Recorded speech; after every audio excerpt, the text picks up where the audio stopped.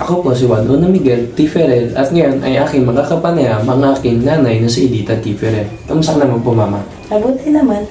Alright. Pwede ka po bang tanongin tungkol sa iyong trabaho? Pwede. Para po sa unang tanong ay, tagma po ba ang iyong kinuwang kurso sa iyong trabaho ngayon?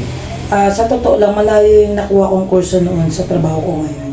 Alright. Ano naman po ang trabaho mo ngayon at gaano katagal ka na dito?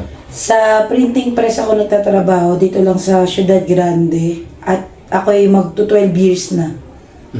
Nagugustuhan mo naman po ba ang iyong trabaho? Nagustuhan kasi hindi naman ako magtatagal kung hindi ko siya nagustuhan. Ano po ang mga hamon o mahihirap na bahagi ng iyong trabaho? Mahirap kapag kailangan namin maghabol sa due date. Ano naman po ang mga masayang bahagi ng iyong trabaho? Masaya kapag masaya kapag nakapag-deliver na kami ng tama sa oras. Ano po ang mga kasanayan at kakayahan ng kailangan para sa iyong trabaho? Kasanayan, siguro hindi naman kailangan ng masyado ng kasanayan sa trabaho namin kasi madali mo lang siya matututunan. Nag-iisip po ako ng kukunin kurso o trabaho balang araw. Bilang aking magulang ay ano po ang iyong mga payo?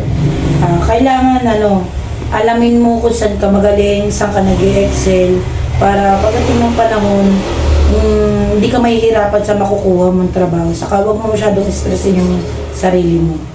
Alright. Maraming salamat po sa oras mo, Mama. Kaya naman, ang aking natutunan ay